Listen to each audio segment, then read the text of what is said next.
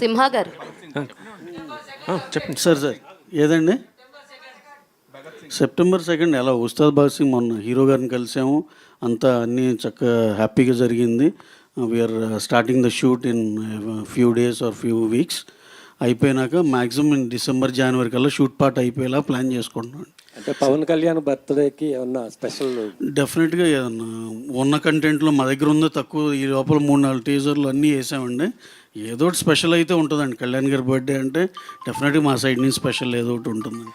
సింహ గారు. నా పేరు వెంకట టీవీ. యా ఇప్పుడు పుష్ప గురించి చెప్తున్నారు కాబట్టి బెంగళూరులో పవన్ కళ్యాణ్ గారు పుష్ప గురించి మాట్లాడడం జరిగింది. దొంగిలించే ఇప్పుడు స్మగ్లింగ్ చేసే వాళ్ళు హీరోలు అవుతున్నారని పుష్ప గురించి మాట్లాడారు. దానిపైన మీరు ఎలా తీసుకుంటారు?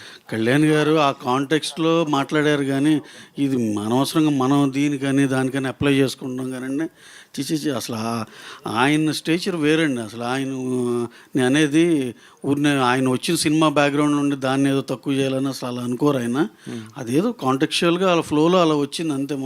మనం దానికి మనం ఏం చేస్తాం, దానికి అంటించుకుని ఇది ఆయన ఇలా అన్నారేమో అనుకుంటున్నాం, కానీ అసలు అలా ఇదే కాదండి. ఇప్పుడు జనసేన వాళ్ళు కొద్దిగా టార్గెట్ పెట్టారు కదా మొన్న. కాంప్లికేట్ అంటే ఇప్పుడు ఈ ప్రాబ్లమ్ సాల్వ్ చేసుకోవాల్సిన అవసరం ఉంది కదా సార్. బొలిశెట్టి ఆయన మాట్లాడటం, ఇంకొక ఆయన కూడా మాట్లాడటం, గన్నవరం అతను జనసేన. ఇవన్నీ సార్, ఇవన్నీ సినిమా వచ్చే మనల దాకే ఉంటాయండి. సినిమా చూసినాక మళ్ళీ అందరం ఒకటేగా అన్నట్టే ఉంటుంది. అసలు ఇలాంటివన్నీ చూడలేదండి గతంలో. ఎంతోమందికి ఎన్నో రకాలుగా సినిమా బాగుంటే అన్నీ బాగానే ఉంటాయండి. ఇది ఏదో జస్ట్ టైం బీయింగ్ ఏదో అక్కడ డిఫరెన్స్ ఇక్కడ డిఫరెన్స్ అని చెప్పుకోవటమే, కానీ అలాంటివి ఏం లేదు సార్. ఫ్యామిలీ అంతా ఒకటే. ఓకే.